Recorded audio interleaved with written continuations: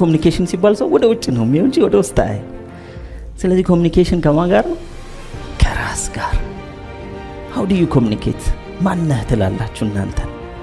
ማንነኝ ትላላችሁ? ለሰው አይደለም ለራስ። ጸጥ ባለበት ሰዓት፣ ሰው በሌለበት ሰዓት፣ ማንንም በማይሰማችሁ ሰዓት፣ በወደቃችሁ ሰዓት፣ ባጣችሁ በነጣችሁ ሰዓት፣ የምትናገሩት ነገር ሁሉ ምንም ውጤት ባላመጣ ሰዓት፣ ፍሬ ባላፈራችሁ ሰዓት ማንነኝ ትላላችሁ? የሱን ቪዲዮ ሳይ የቦብ ፕሮክተር ወደዋለሁ። ይሄ ራሴ መውደድ እኮ በሰው ፊት አይደለም፣ ከልብ ውድድ በመጀመሪያው ካለን ነገር ጋር በፍቅር ከልብ ደስ ብሎ እኛ ብዙ ጊዜ የሆነ ነገር ይዘን ሰው እንዲወደው እንፈልጋለን፣ እንዲታይልን እንፈልጋለን። ከዛ በኋላ ነው ደስ የሚለን።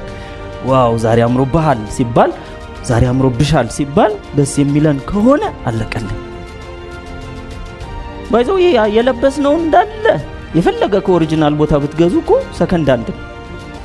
አደራ እኔ ሪከመንድ ማደርጋችሁ ያነበብኩትን መጽሐፍ ነው።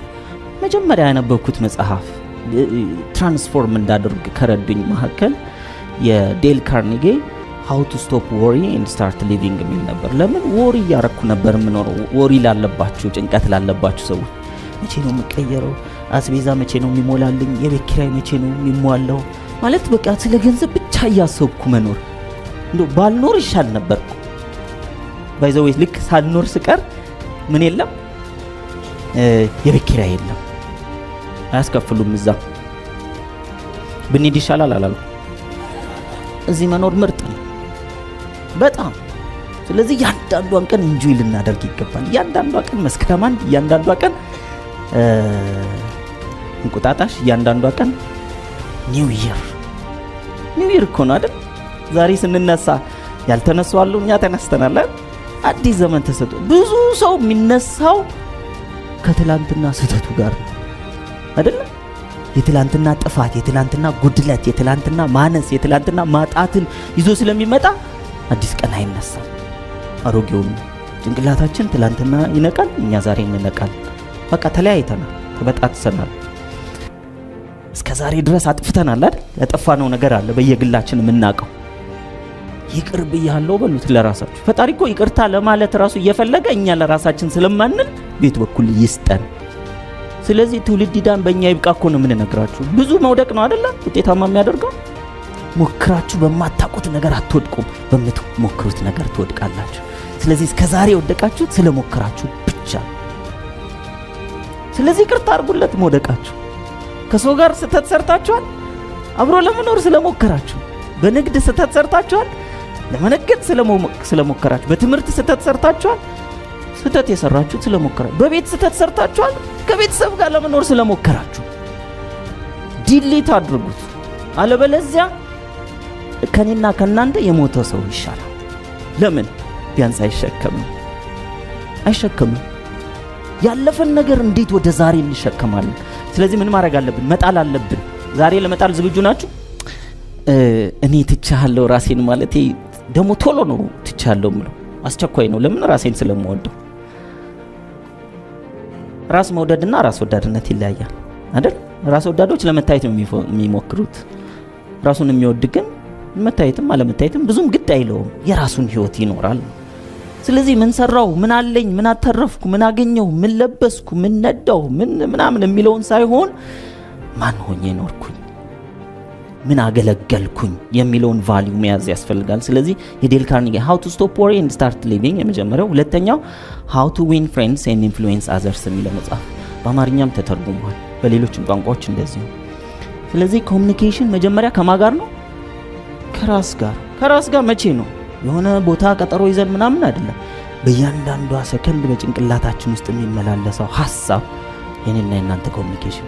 የማይረባ ሐሳብ ተመላልሶ የሚረባ ውጤት በህይወታችን ማግኘት አንችልም። የሚረባ ኮሙኒኬሽን ማግኘት አንችልም። የሚረባ ሰው ማግኘት አንችልም። እንዲህ ሰው ሲለወጥ ከማየት በላይ ምን የሚያስደስት ነገር አለ? በዚህ ምድር ላይ አንዳንድ ፊልም አይታችኋል? አንድ ሰው ብቻ በምድር ላይ ቀርቶ አንድ ፊልም በቅርብ የተቀነጨበ አይቼ በምድር ላይ እሱ ብቻ ቀረና ሲደብረው ሱፐርማርኬት ሄዶ ሁሉንም ነገር ይዞ ይመጣል። ቤት ማጽዳት አያስፈልግም። ለምን? ሰው የለም። ማን ይመጣል? ከኔ ማንም ባይመጣ ምን ለምን ታጸደዋለህ? ከዛስ በልቶ እዛው ነው የሚጥለው። እና ይሄ ቤት ሲቆሽሽ ቤት ይቀይራል፣ ሌላ ቤት አያጸዳው። እና መኪና ሁሉም ዓለም ላይ ያለው መኪና ሁሉ እናንተ ነው። ከዛ ምን ያደርጋል? ዳገት ላይ እየወሰደ እየለቀቃቸው ሲጋጩ ምናምን ወደ ታች ያለ አልቅማ መኪና። አሜን። ኑሮ አንኖርም እኮ ሰው ባይኖር። ኮሚኒኬሽን አስፈላጊ ነው አይደለም?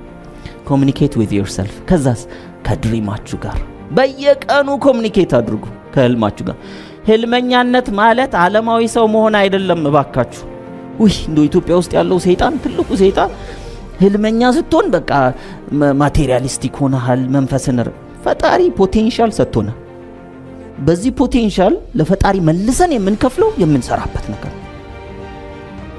አይደለ? የታመመ ማንሳት አለብን፣ የተራበ ማብላት አለብን አይደል? ስራ ለሚፈልግ ስራ መፍጠር አለብን።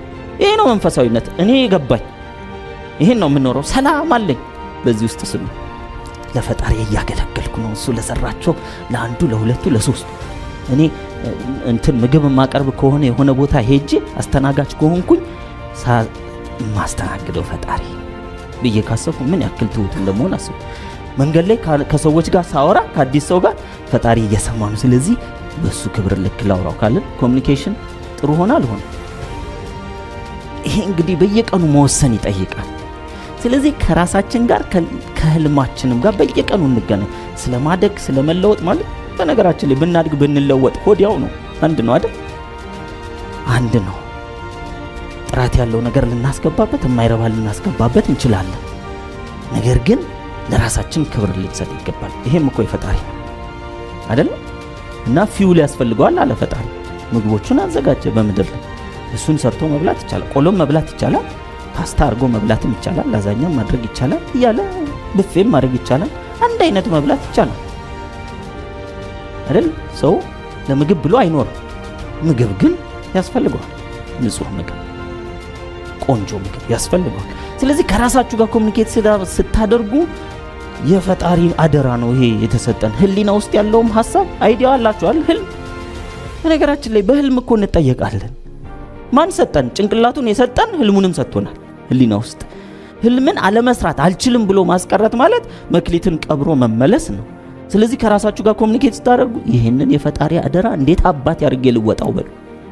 እንደውም ቀይሩት፣ ህልም የሚለው የፈጣሪ አደራ በሉት። ነው አይደል? እያስመሰልኩ ነው እንዴ? ህሊና ውስጥ መልካም ነገር ሊያስቀምጥ የሚችለው ፈጣሪ ነው፣ የሰራን እሱ ስለሆነ። ስለዚህ ኮሚኒኬት ስታደርጉ ከራሳችሁ ጋር በዚህ አይነት ይሁን። ወጣችሁ ስትሰሩ ሌላው እኮ ጭራ ነው። ቤቱ፣ መኪናው፣ ክብሩ፣ ቫኬሽኑ፣ መዝናናቱ ምናምን እኮ አይቀርም። ግን ሁሉ ጊዜ የምትፈልጉትን ነገር በህሊናችሁ። እኔ በእግሬ እየሄድኩ ነው መኪናዬን ስነዳ ማየው